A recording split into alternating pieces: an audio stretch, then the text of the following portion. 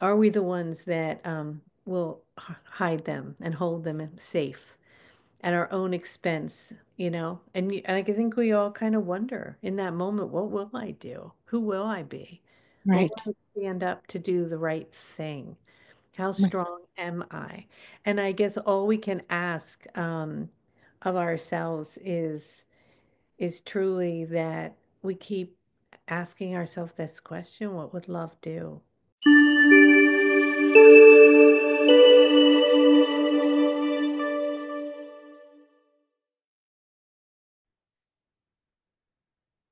Welcome, everybody. I am Kelly. If you're new to my channel, I channel the Angel Raphael. And my intention today was to come on and do exactly that, to channel for all of you. And yet I wasn't feeling so well the last few hours. And I thought, well, I can cancel, which is one option, but I really want to honor my commitment. And I'm not so sick that I can't just kind of be here. So what I'd like to do is still be here with all of you and answer your questions, but with the cards, with the deck of this Master Ascension Light Code Oracle deck, and also just authentically with as me, as Kelly. I been receiving a lot of information, a lot of downloads from the beings, the avatars, the ascended masters, and the angels in coming weeks. A lot is going on, and there's a lot to talk about. So I'd love for this forum to be open for us to really have a deep discussion and for me to answer your questions. But I really would love for the questions to be in relationship to what's going on the planet. How are you doing with these big changes that we're all feeling? And anything that you want to ask of me of perhaps what energies are coming in right now and what we can be expecting as the year goes on. We today are in a new moon, and the new moon energy is so beautiful. It's creational energy, right? It's that emptiness, it's the void, it's the space of nothing, the darkness, and that's where creation is born. And so this is a magnificent time for you to get really clear about your intention for this year, what it is that you want, and what it is that you want to do, and to plant that seed and to intend to do that. So, you know, the full moon comes, the new moon comes, and things come and go. We maybe not be really attuning to it or paying attention, and we might hear information or videos about this and that and ask us to act upon things. But how often do we really actually act upon it and to get really clear on our why? Why are we here? What is it we want to do? How do we want to move forward? What are we intending? What seeds do we want to plant? And are we actually planting those seeds? So this full moon, this new moon is all about that frequency. But the other thing that I want to talk about for a quick moment, and then I'm going to open it up to questions. It, sorry, my dog startled me. Hopefully he's not bothering you too much. Um, hmm. We can't hear him. You can't hear him, but he's really, really loud. Okay. Um, wow. Really, really loud. You're gonna have to give me a moment. I'm so sorry. I'm gonna have to deal with this.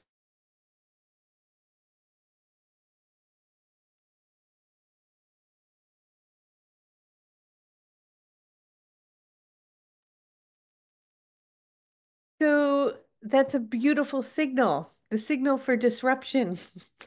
We are going to experience a lot of disruptions this year. I mean, I think this could be one of the most intense years that we've ever been in. And I don't say that lightly, but energetically, I know you guys can all feel it. We're just moving through this incredible shift in this time. And it's going to be that changes are going to happen and interruptions are going to occur. And is it how are we going to adapt to those changes? How are we going to handle them? And who are we going to be? And who do we want to be through the faces of disruption and change? So I think right now would be great to just open it up and see what's on your mind and answer questions. So, Casey, do you want to call on people? Sure, go ahead, Kathy.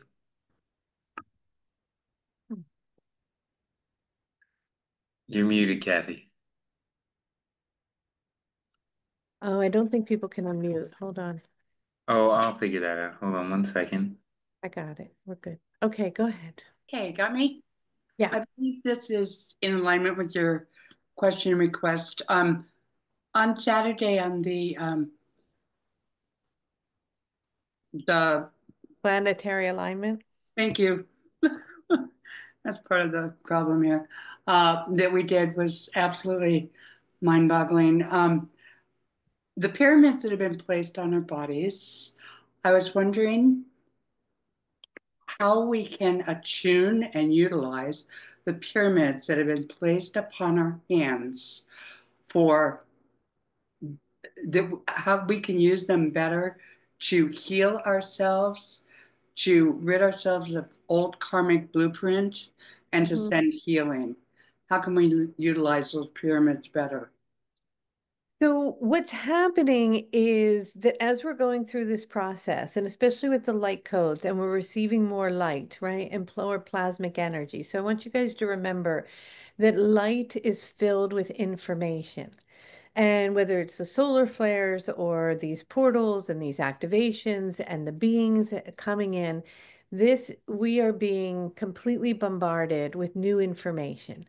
And this information is easily received through certain places in the body more easily. And some of those places are the crown, the third eye, the palms of the hands, the bottom of the feet, the heart, and behind the heart.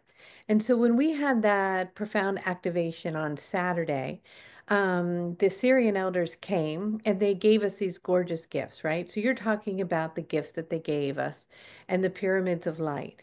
And those pyramids of light are like appendages, right? They are a part of who we are that are dormant, that have then been reactivated. So, in order to start to use them more and utilize them, we need to just start to pay attention to them. So, you have 5 fingers, but you start to bring awareness to the energy on the palm and awareness of a pyramid being there. And you can kind of just play with the energy, and you can also start to find where the tip is to the pyramid and begin to attune to its energy and open it up and even bring it out and open the palms to the sunlight and invite the blue beings and the Syrian elders to infuse them and to amplify the energy in the hands. Now, once you start to feel the tingling in the hands and you start to practice with it, you'll notice like you're going off to sleep or you're not feeling well, you have a sore throat or a headache or whatever that you start to build the energy, connect with the beings, and then you can literally take it and place it somewhere, and it starts to create a light, and it lights up the space, and it begins to fill it with energy, and it starts to create healing. So it's very basic and fairly intuitive what to do with it, but when we receive those gifts, we receive them in many different places.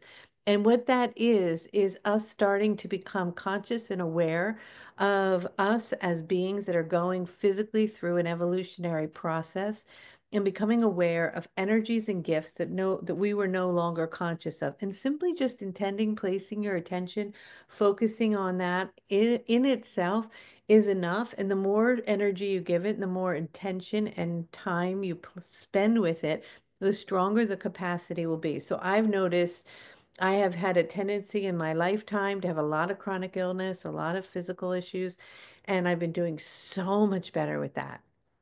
And the couple things are for that reason. One is I've just decided, and that's a lot about this new energy that's coming, that's just not in my reality anymore. I am just not willing to be sick. And I just say, I'm going to fix it.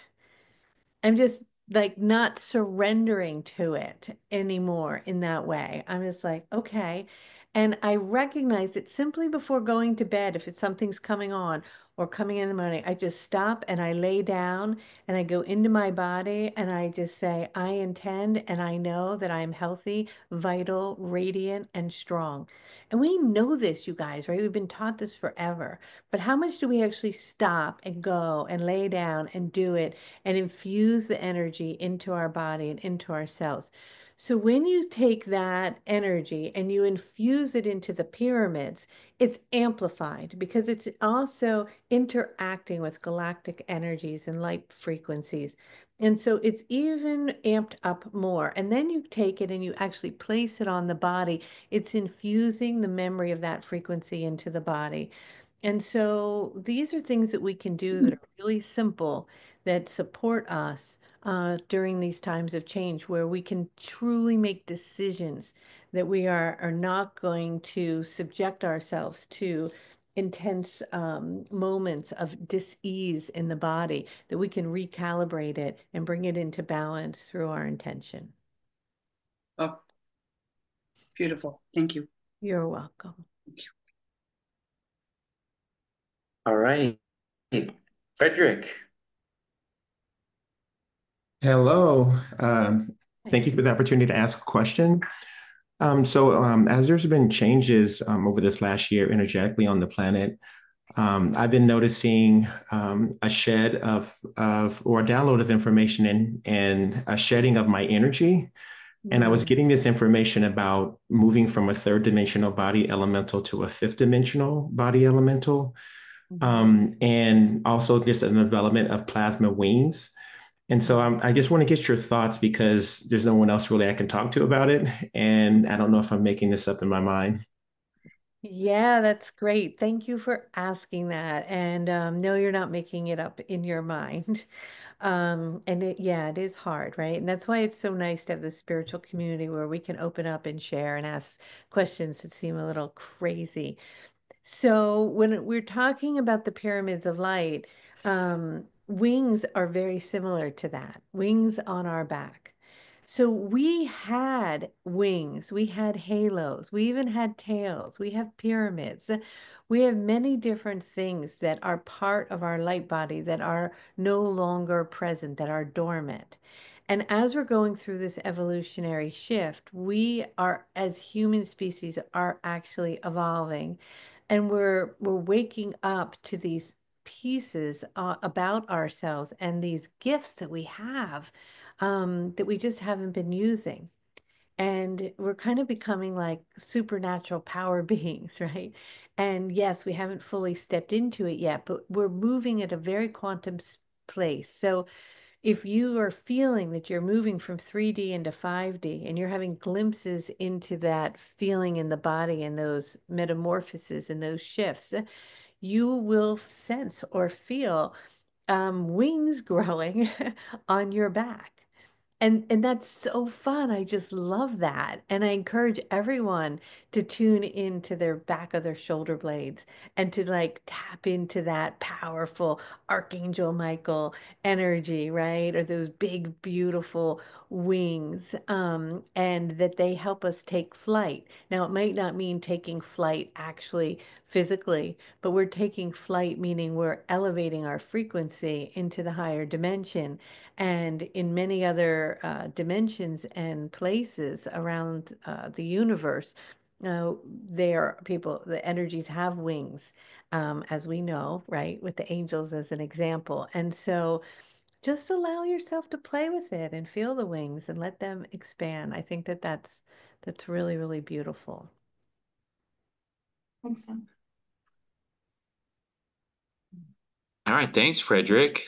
So wonderful. So exciting. Sandra. Hi, Kelly. Hi. So, um, as my question, sorry, let me just settle my laptop. Um, as you know, Raphael mentions about the shifts with the earth. My question is it, I struggle sometimes to express myself. Is Kelly there? Hello? I'm right here. Oh, okay. It's like this sensation of when you look back at previous times, like in the, a few years ago, you almost feel like there was this feeling of like ignorance is bliss.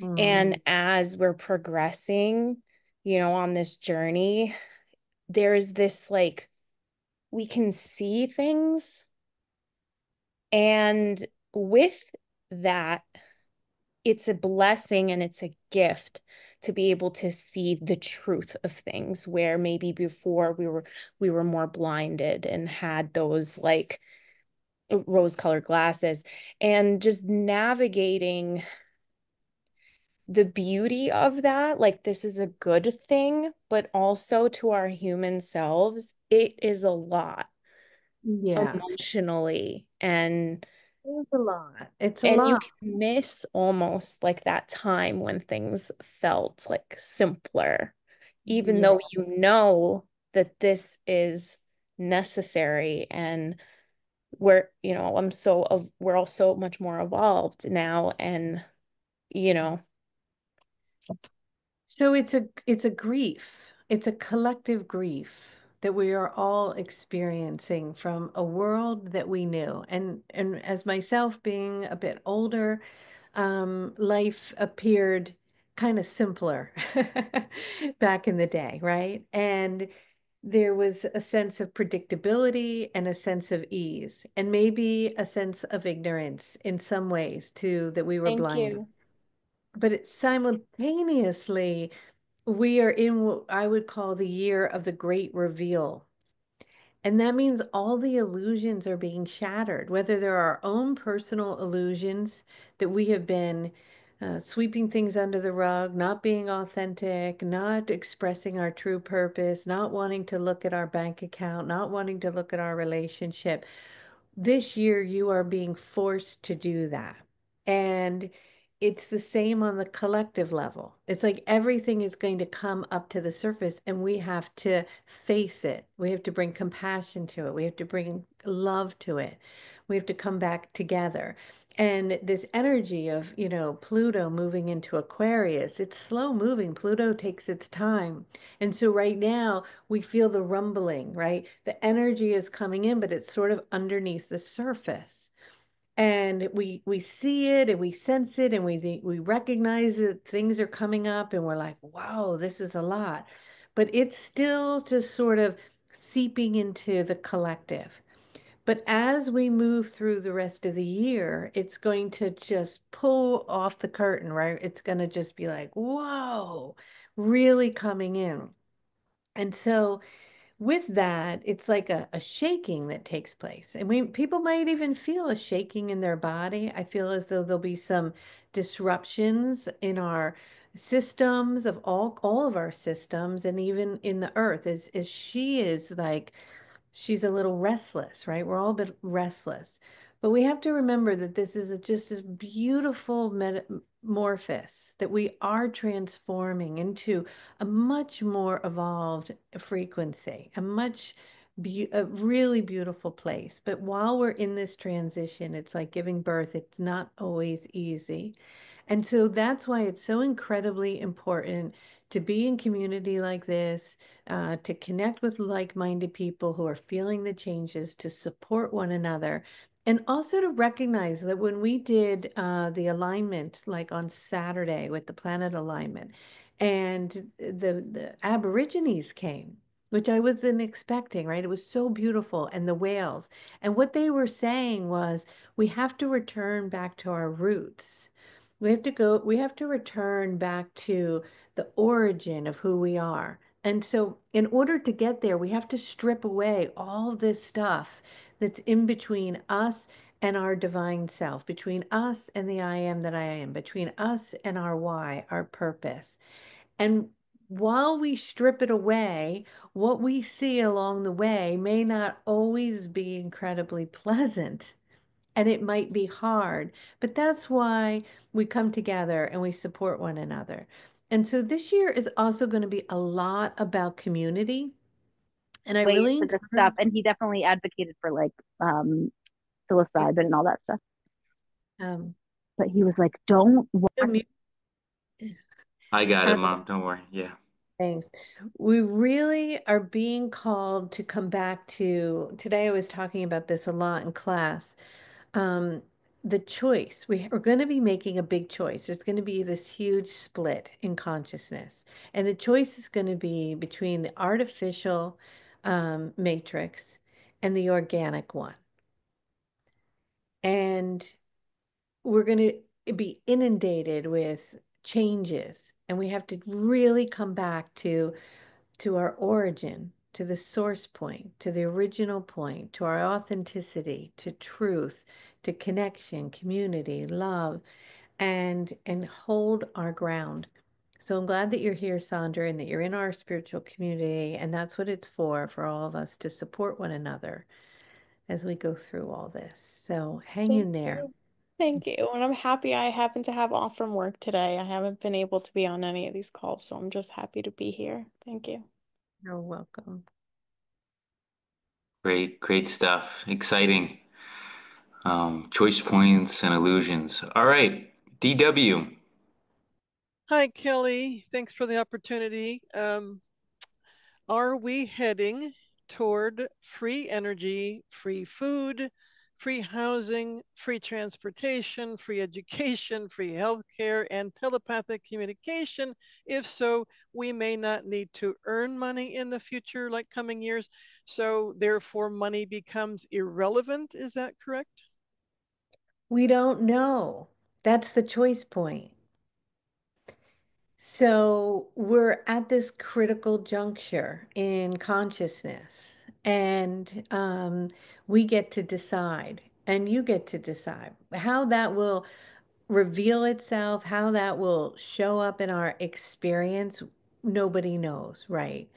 And if somebody tells you for sure they know, then don't listen to them because nobody can predict the future because the future is shifting and changing depending upon our consciousness and where we're placing our energy and our attention.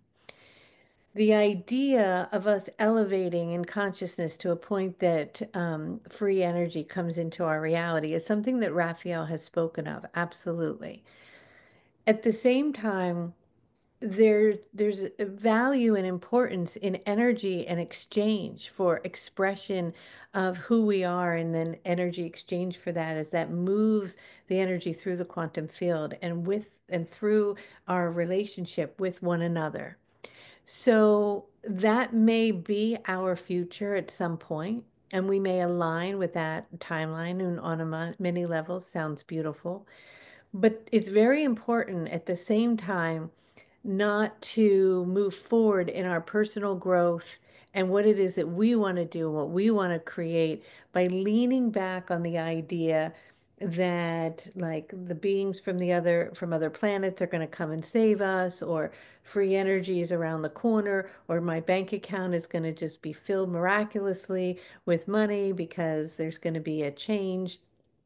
That is a spiritual bypass from really coming into alignment with our authenticity, who we are, and what it is that we need to do to provide value to the planet, to be of service, to express our truth, our purpose, and who we are. And that through that, then we move into a flow state. And when we're in a flow state, we are a magnet for free energy. That free energy might be on a global scale, meaning that we're all actually experiencing free energy, but we're moving in a flow state where abundance is inherently moving and flowing through us. We're aligning with the vibration and the energy of magic, of synchronicity. And so with that, yeah, the idea of free food or free energy is also the same as whatever food I need now, or however I need to heat my house, or whatever way I need to have these things, I already have them. So they're kind of free because they're available to me because I'm in a flow state of abundance. But that abundance arrived from being in alignment with a frequency of love, compassion, service, being on purpose. So that's a little bit different than an expectation that things outside of us somewhere are going to miraculously happen, and because of that, we're all just going to be in peace and love. And so just a reminder that abundance, which I would perceive in this sense as freeness of free things, is being free in spirit, free to be who we are, to be sovereign, And in that freedom, we begin to step into the flow frequency of abundance. So there's this energy that flows like this, right? It moves. It's an abundance vibration, and it moves in a loop, and it's ever going. It's infinite. It doesn't start anywhere, it doesn't end anywhere. And what happens is when you come into full alignment with your truth of who you are, you then begin to step into that flow state. And you get to a place eventually where you're completely not even attached to what is, because everything is already provided for you. So, in a sense, the answer to your question is yes, it's true. Everything is free because it's abundantly available because you're vibrating with that frequency. But it's not because something outside of yourself has come in to provide it for you necessarily. It's because you are the frequency that is in alignment with that you're seeking. So there's a nuance there, and I think it's really important because sometimes I hear people say, are the star beings going to come down and just save us? No. They're here, they're supporting us, but we have total free will. And we collectively make decisions for our personal human experience and the collective. So just a nuance there. Okay, thank you. Thank you, Kelly. Wow, thank you. Martha. Hi, Kelly. Hi, everyone. Thank you. Oh, Um, I'm actually happy to say I'm doing great right now. I've been on a path for a long time and I'm strong and I'm guided and I'm doing great. So my question, I'm interested in knowing more about how the current energies are affecting our domestic, particularly our domestic animal companions, those animals we share our home space with, whether it's dogs, cats, even horses. People have those on their property too. I understand cats have a unique way of processing and transmuting energy. That's a little different from other animals. I see many dogs. I kind of dabble in animal communication, and I'm just particularly trying to tune in.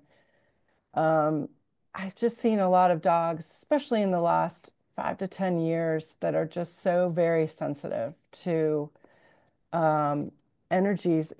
Dogs, like when I was growing up, back, I'm probably around the same age as you, Kelly. I mean, dogs were just dogs. They didn't have real special needs. I mean, I'm sure they did, but they weren't so like reactionary like they are now. They seem very sensitive to sounds, to foods, to all these things that they can be, to touch even, quite frankly. My own dog, quite reactive to touch. So anyway, I wanted to just see if there was a way to know more about that, how just the current energies. And secondly, I do energy work myself, but I was wondering if you had any guidance or any suggestions to how we can be of service to our animals that are here sharing our homes, and that we are riding the waves just like we are, quite frankly. And anything we can do that would assist them. hmm. Well, they're mirroring us as a collective. And so we're more sensitive to food. Everything is, right, gluten-free, soy-free, dairy-free. They're more sensitive as well. We're more agitated. They're more agitated. We're feeling more. They're feeling more. We are deeply connected to them, can communicate with them telepathically. We know that. And they're just mirroring us. And so we're going through this transition. Of course, they're going through it too.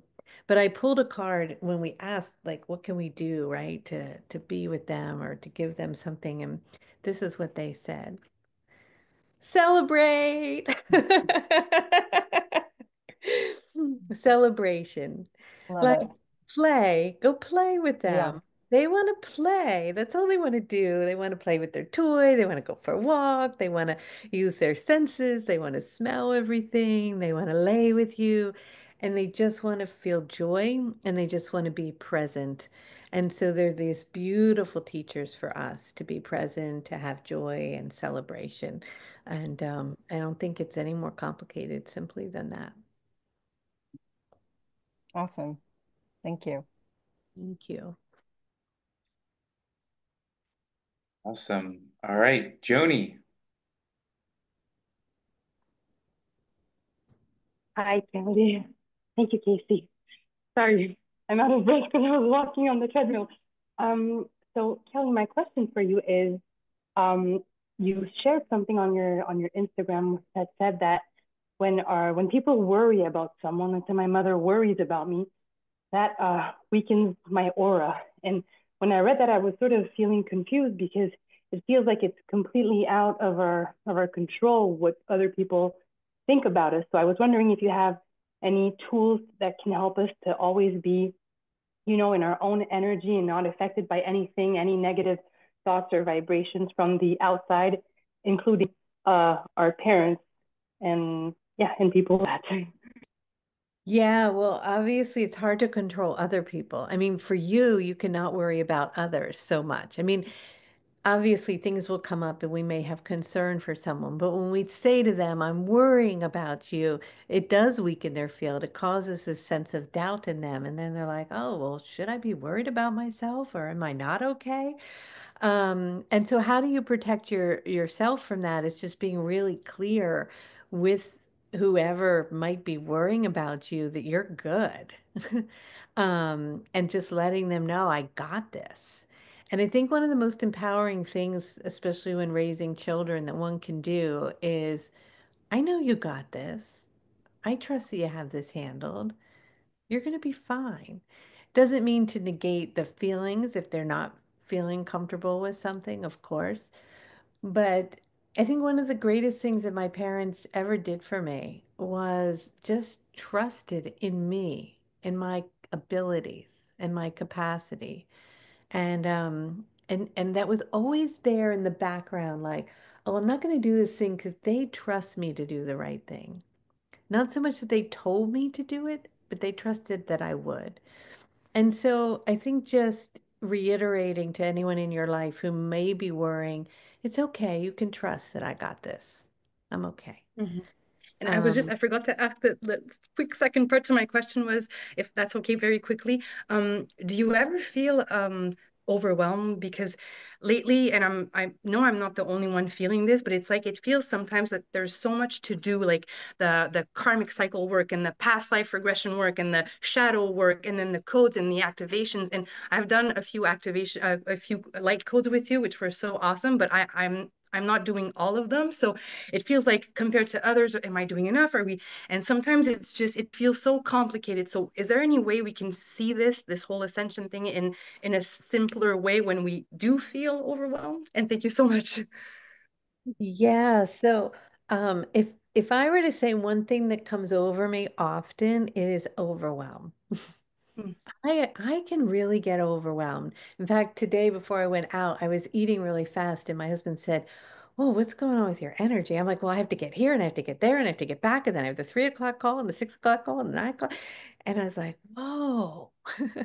Right? And this energy on the planet is moving very rapidly. This mo Pluto moving into Aquarius is fast moving. It's slow, Pluto's slow moving, but once we get going, it's like boom. And so there can be this need like, am I going to get the spiritual work done fast enough? Am I going to be on the timeline? Am I going to have enough light in my body? Am I going to express my purpose? Am I going to be connected to my friends? Am I going to make my dreams come true? Is there enough time in this world? And that frequency has permeated, I think, a lot of us. And part of it is coming in from all the input that we're receiving all the time.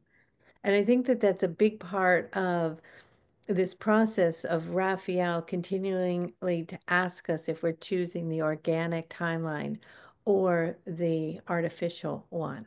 And the artificial timeline is one in which we step out of presence because I'm so happy you're doing the activations and the light codes, and that's wonderful. But if you miss a light code or you didn't get to a meditation or you didn't, whatever, it's okay. It's more important for you to be gentle and authentic with yourself and your time and to have spaciousness and to integrate what you've already received and to be out in the woods and lay on the grass and look up at the clouds and be present because that's where the real work takes place. So as you're receiving the activations and the information, and that's why I'm not doing them, butting them up as quickly because we all need some time in between to integrate and take it in. And so some of us are ready to take in all that light and activate our light body like, right? And others of us are doing it at a slower pace, and that's okay too. So wherever you are, the most important thing is don't judge yourself. Don't be hard on yourself. Don't feel like you're behind or you didn't catch up or you're not going to make the ascension or any of that, because that is completely not the frequency of moving into an ascended timeline. An ascended Thank you so, so timeline, much. yeah, is so about like trusting and feeling valuable in who you are. Okay. Thank you. You're welcome. All right, Violet. Hi, can you hear me? I can. Hi, Violet. Hi. I am new to this work of actually consciously inviting in the activations. I've been working on raising my spiritual energy for a number of years, but this work is new to me. I just discovered your work last week, Oh, and wow. I did the activation on Saturday, signed up for that, and so forth. Last month was the beginning of actually participating in some activations with some other teachers I'm familiar with. And ever since I've started doing that, I often feel, and definitely after doing activations, I feel icy cold deep inside my body. Now, it's not cold like it's cold in the room because the temperature in the room is constant and is I keep my thermostat where it's warm enough and I feel warm on my skin. Like if I touch my skin, I feel warm on my skin, but I feel icy cold inside my deep inside my body. And I've wondered if this was related. Am I doing this too much, or what's going on? Now, I will add one thing. You mentioned grief earlier in answering another person's question, and that kind of pinged a memory for me. The one other time in my life that I experienced this deep, icy cold was right after my mother died, when I was going through my grief process with over losing her, and that was like 22 years ago, and I hadn't experienced it since then. Anyway, I would like your Really thoughts on that. interesting. Yeah. So if you're connecting loss and grief to the sensation of the cold, and then the cold shows up while you're receiving an activation, it may be that you are shedding and releasing a lot. And so it's the dissolving of the old, right? It's the letting go. And in that process, which is we're going through a huge shedding process right now. This is the year in Chinese medicine of the snake. We're shedding so much. And so it could be that that's the way that your body signals to you that you're releasing karmic patterns, energies, letting go, and that there's something happening on a molecular level in the body. Because something like the loss of a mother or a death like that is intense, and everybody's body may give them a different reaction. But if you're noticing that showed up at the same time, that's a trauma release. So it could be that through the activations, not necessarily conscious, but unconsciously, you're going through a trauma release, which is a beautiful thing. It's a shedding. It's a releasing of the old. that makes a lot of sense because I am trying to shed my current life. I'm trying to clean out my house and get rid of stuff, and I want to sell my house, and I want to, it's like at the same time I'm terrified because I don't know what's ahead. There's a part of me saying you're giving up all your security and jumping off a cliff, and Well, this that is part.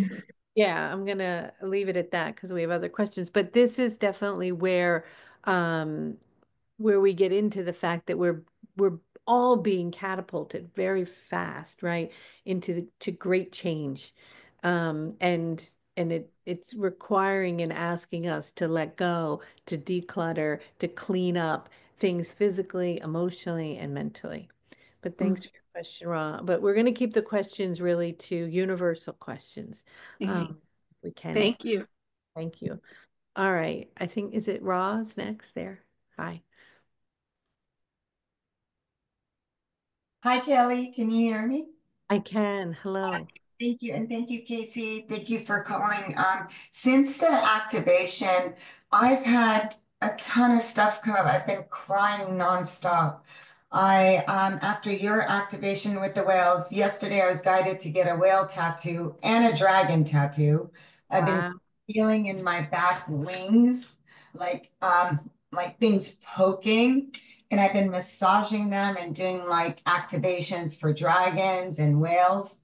But what is down to an ending for me is the cacao tribe I was with today came to an end. We're going in different directions. I've been a tarot reader for the past 3 months. It's come down to just about nothing. Um, During a sound meditation, past lives are showing up. Like I was buried, I was burnt. I'm seeing like other aspects of me showing up Uh-huh. healing, and I have not stopped crying for 4 days now. And if you could please pull a card, or I don't know what is going on. All right. So I will pull this card, but I want to remind you guys that we're not going to delve into personal questions. Thank you. But the Akashic records came up. And I will say that I can easily tap in here and see that going through the activation was activating a lot of indigenous energy in you, that you have walked the land lifetime after lifetime as an indigenous one.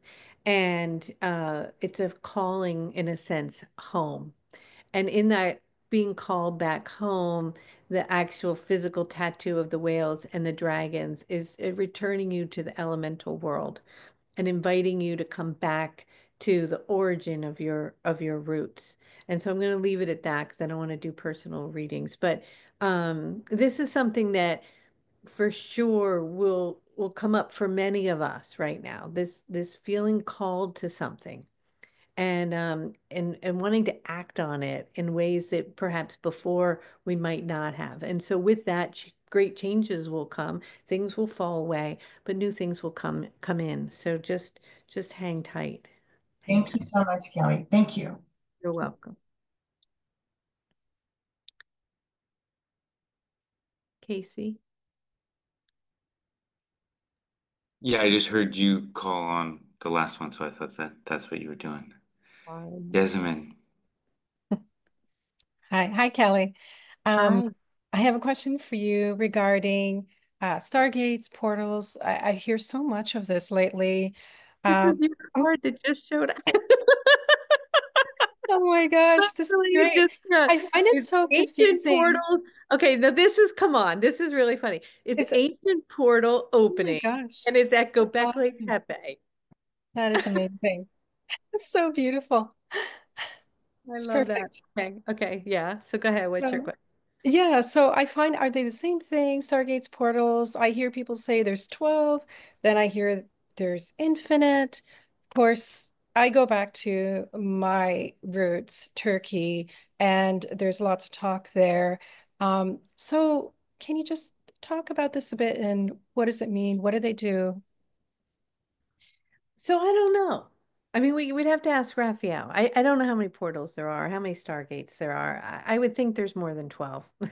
Um, every time we go on a magic trip, or Debistry and I go on a magic trip, we connect with the stargates and communicate with them through the sacred sites. And my intuition and feeling and the messages that I receive is that they've been tampered with. And that as we're traveling and working and going into these processes, we're supporting the repairing of them. And in the repairing of them, it's activating the sites themselves and also the pinpoints and the meridians on the body and our light body. The difference between a stargate and a portal, the fact that we can travel through different dimensions versus what opens up for us to enter into, or what is open and other energies are coming through, and how to decipher between the two and how many there are. I can't speak to that with any real knowing, other than we can ask Raphael, except I'm not channeling today, and I'm sure Raphael would have an answer. But all I can say that I really feel true that I do know is that we're butting up closer to them. Like we're coming more and more in contact. And we're consciously awakening and remembering again when they're showing up, and how they can be help us usher in the codes and the light and the energy, and that they're this incredible, beautiful gateway between the worlds. And I think they're becoming more potent and stronger than ever. And I also feel that this decision, this choice point, and that's why I'm traveling. I'm leaving on Saturday to go to Mexico with Debishri. We're going to go to 9 Mayan temples to work with the repairing of the temples in relationship to the stargates, to help us as we move into the month of March to make this choice. And that's why I'm doing the choice point light code, because it's a point of reference where we get to choose between these different energies of the artificial and the organic matrix. And the organic timeline, right? The mother source creation grid taps into those organic stargates and portals for us to receive the codes, and to receive them not only as above but below, as the energies are also coming up and resurfacing from the earth. And so I just am completely in awe and fascinated by them and their capacity to like open doorways for us. They're like sliding doors that are opening. But I don't have the answer for you as to how many exactly there are. I just don't know. But Okay, if I were, if you, thanks. I would think that there's an infinite amount, yeah, that reveal to us when we're ready to be able to receive what they have to offer. Thanks for drawing the card. I That was know, is great. that crazy? And it's That's Turkey. awesome. Göbekli Tepe. Come on, that's so Thank fun. you. Okay. All right, Janet.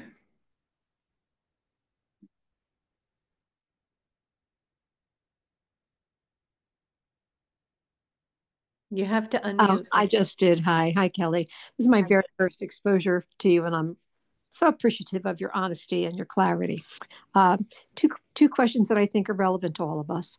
One, I'm a little older as well, and I was struck by two things you said. While I was waiting, I started to get an answer, so I want to bring it up.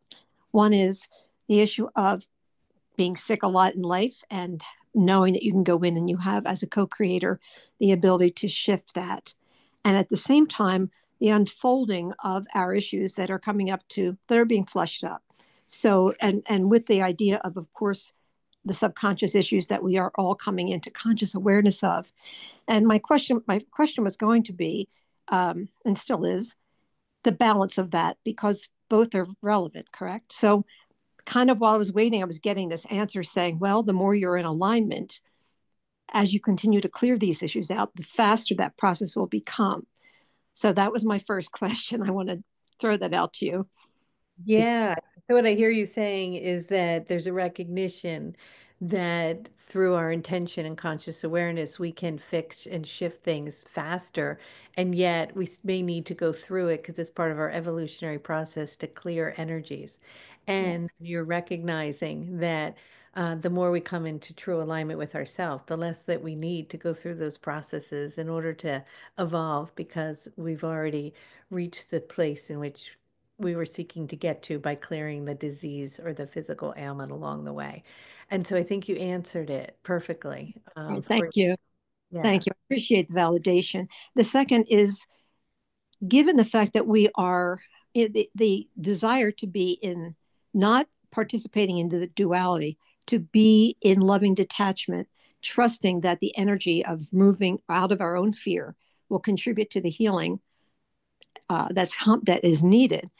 How do we balance that with right action?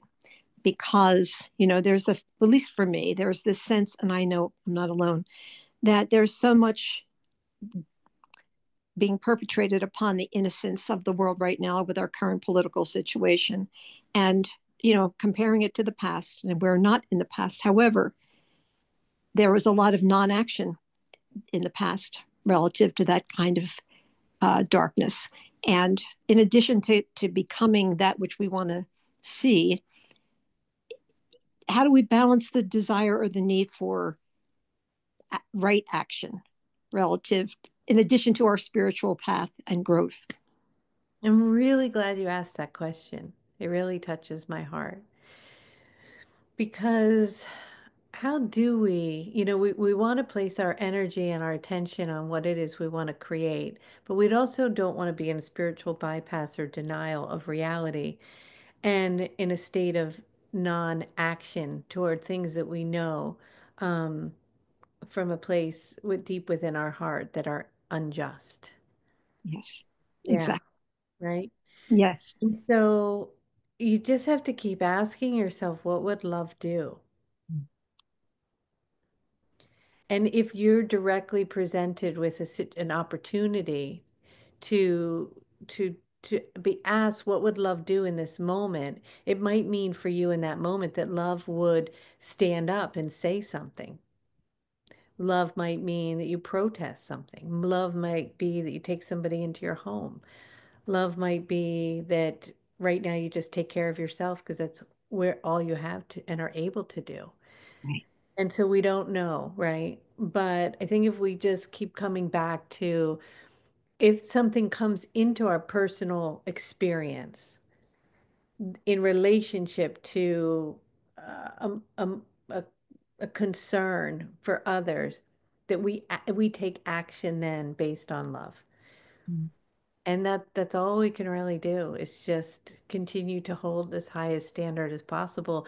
And it might shake us at times to our core when we're faced with in a time of great let's say the fires happen, or like are you who are you in those moments? Like we really get to look at ourselves. Are we the ones that go and bring the food and bring the shoes and invite somebody into our house? Or do we turn our back on it? Or if somebody we love is going through a hard time, like in a natural disaster or a different type of disaster, or when we've seen terrible wars or cleanses of certain ethnic groups and things like that, are we the ones that will hide them and hold them safe at our own expense, and I think we all kind of wonder in that moment, what will I do? Who will I be? Will Right. I stand up to do the right thing? How Right. strong am I? And I guess all we can ask of ourselves is truly that we keep asking ourselves this question, what would love do? Mm. I love that answer. And I think it really has to be very personal, right? Very individual. Very individual. Right. And that's the non-judgment part. That's where we stand in neutrality around judging others, because it's that old saying, like, unless we're walking in their shoes, we just don't know. And we don't know the accumulation of one's experiences that have led to them to a specific action all we can know is where we are in relationship to what we're feeling, seeing, or experiencing, and how we're going to react, and if we're going to choose love or fear. And that's the choice point in the timeline. Are we going to choose love? Or are we going to choose fear? Are we going to choose greed? Or are we going to choose giving? Right? And I think we've been in a very deeply society driven by money and consumerism and detachment on a lot of levels. And we've kind of reached a point, and now we're coming back again into more community and connection, an organic way of being and support. And the earth is forcing us to do that because we're going to go through all these huge changes and we're going to need one another. Um, and so, and we have to always remember that it's always an exchange as we open our hearts and are there for others when we're in need. The energy is reciprocal. Yeah, thank you. And just briefly, the whole Aquarian shifting, right? Things becoming more horizontal, of us being there for each other. Perhaps that speaks to how we are all different in our individual being there for each other, right? Exactly. And the non-judgment piece is key, Yeah. right? So non-judgment, non-attachment, and neutrality does not necessarily mean non-action. It might mean non-action for certain people, and they are just holding the capacity of love from where they are or whatever state they're in at any moment that they need to care for themselves. And for others, they will have this inner drive and need and compelling compassion to want to serve and to help. And everyone will have to just come into alignment with what that means for them. Thank you for saying that. I appreciate that very much. Thank you for your question. Thank you. All right, Monica. Hi, thank you. Kelly, Raphael has been mentioning a lot lately. Um, I think blessing and activating our water. And I've heard you mention structured water. Now, I haven't been able to find any affirmation from conventional earth science about structured water and our ability to create it, like say by stirring it quickly for 40 seconds. Does Raphael affirm that we can do that and how? Or, you know what I'm saying? I would tend to trust someone like Raphael on certain things over, current state of earth science. I mean, I think that bringing water into its most natural state would be where it's amplifying its highest expression. And so if we want to call that structured water, perhaps that's the definition of it. So natural water is usually hit by the sunlight. Natural water often is moving, spiraling. Um, it's receiving the codes. And so our water is dormant, right? It's in our pipes under the ground, doesn't see the sunlight. It's often stagnant. It's not swirling, it's not moving. And so anything that you can do to just bring the water back to its origin. And I think that's where we keep coming back to the choice point. Are we choosing the organic timeline or the artificial? Is the water in an artificial state or is it in an organic state? And so anything that you can do to bring it more into our organic state, which is fill the pitcher up, put it into the sunlight, let the sun hit it. They have things now that you can buy with a magnet under it and the water spins and that structures it. There's lots of research about different types of water and hydrogen water. The expert at this moment, I think, on water would be Veda Austin. I would definitely tap into listening to her, look her up and pay attention to what she has to say. She probably has a lot more expertise on that than I do. But whenever you can bring the water back to its natural state, it's going to have the most benefit on the body. Thank you so much. You're welcome. All right. So Casey, do we want to take a few more hands or where are we here? There are a lot of hands. I would like to go to bed. It's late for me, but if you got it, you got it. It's up to you. I know that it's good for you to rest. Yeah. Okay. I'll take three more hands and then I'm going to call it myself. But thanks everybody for coming on today and asking such great questions. So, Jessica, why don't you go ahead?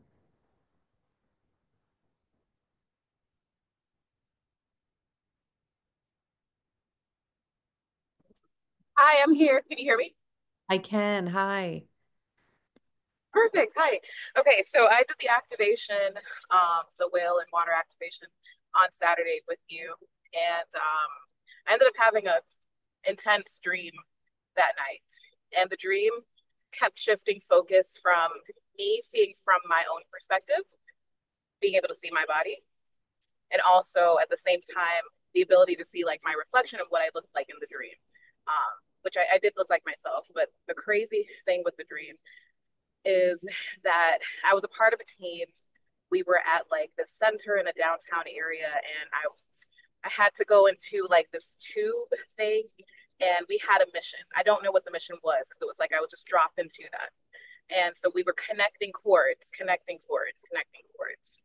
Then after we were done with the cord connection, which required a lot of strength from us, like I'm down on all fours and trying to pull, almost like I'm fighting against gravity or something. So then we had to evacuate the building that we were in. So This we is a evacuated, and there dream. were a lot of kids.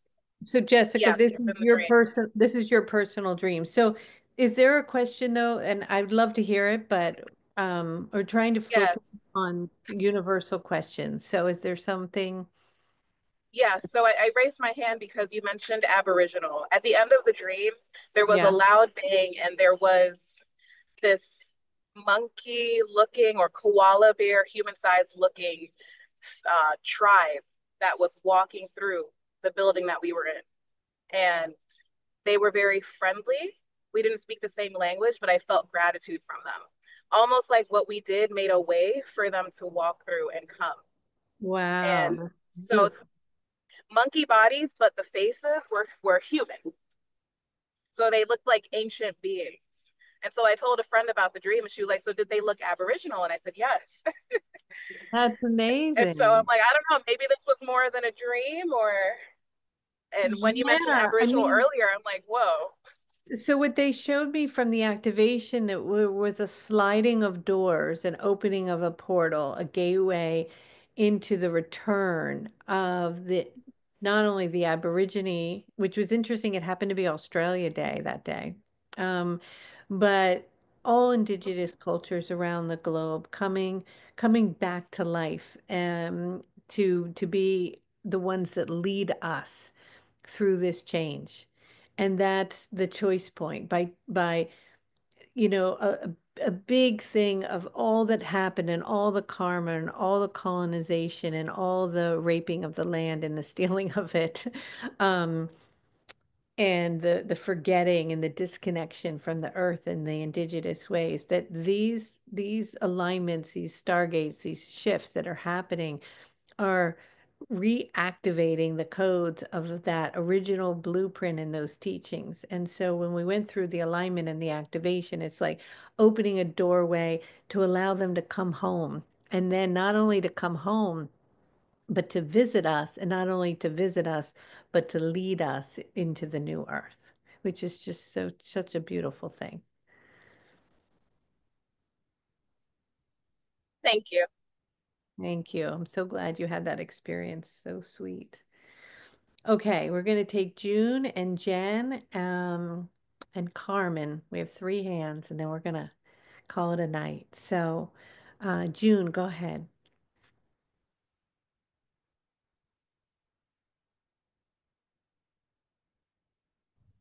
Sorry, it took me. I hope this isn't too personal, but I missed the Saturday planet alignment. Can I? Where can I find it somewhere? And does it make sense to do it now? Oh, 100%. You definitely can still do it now. Um, I don't know if it's still up on the website. Um, I don't know. I need to ask my people, but you can email me or email customer support at the Angel Raphael, and they'll send you the link so you can listen to it. Okay. Okay. Yeah. Okay. And then does it make sense to start all over with the abundance course and just go through it again? Or what do you think? Are you in it now? But did you Yes. start? You Yes. started from the beginning? Yes. Yeah, I know there's a lot of information in the Abundance Light Code. And so absolutely, you'll own it and you'll have it forever. So you can go through it as many times as you want. And every time you go through it, you're going to get new information and new understanding. So of course, go back and work on it for sure. Perfect. Thank you so much. You're welcome. Okay, Jen. Hi, Kelly. Thank you so much for taking me at the end of the call. The question I have, sorry, I just dropped something, is more of a about for people that have a hard time letting go, whether it's clutter, people, belongings. I seem to be stagnating as I'm still in this bed after years. I just keep getting sick. So it was helpful what you said earlier, but I feel like I can't make forward momentum because I don't let go. So just not specifically to me, but generally universally, what do you recommend for people to let go of belongings, people, things that they resist letting go of? For me, it's super simple. I just have them bring into their energy field what it is that they're resistant to letting go of, what they're holding on really tight to. And then you ask, feel what it is. And you ask yourself, can I let this go? And then you ask yourself, will I let this go? And then you ask yourself, when will I let this go? And that really starts to bring you into alignment of, first of all, do you believe you can let it go? And then if you can, will you? And if you will, when? And the only person that can let things go and choose to let it go is you. So you can remain in a victim of, I can't let it go. I won't let it go. I'll never let it go. Or I know it sounds simple, but you can really identify and ask, will I let this go? Can I let this go? And when will I let this go? And I find that if I do that for small things, like maybe I didn't want to get rid of some paper that accumulated, let's say as an example, or whatever. And you take tiny baby steps of things that you can and are willing to let go of. You start to keep repeating that mantra until you can bring it into a current situation of something that's bigger. When you get up, you practice letting go. And then you're like, oh, I've had this disease where I just can't move off my sofa. Will I let it go? Can I let it go? When am I going to let it go? And you can say now, I'm going to let it go right now. Good answer. Thank you so much. You're welcome. Okay, Carmen. Hi, thank you for calling on me. I have a question about, and I don't know if you know these answers or we would need to get with Raphael. It's about mental health and light codes and whether the medication would affect receiving those and repairing the neural pathways, maybe, or like for bipolar and depression or ADHD. How do we navigate, or do the light codes need adjustment, or are there specific ones to help us with those kind of things for people that have mental health issues? Yeah. So the best two codes, if you're dealing with mental health issues, are the DNA light code and the healing light code. So if you have a membership, you have access to 25 light codes. Those are the ones that I would focus on. But I would not alter your medication in concern that the light codes wouldn't be as beneficial. I would just keep working with the light codes until the frequency has shifted and you don't need the medication. Gotcha. And you said the DNA activation, and what was the other? DNA and the healing. Thank you. Welcome. Alrighty. Thank you so much. Thank you so much.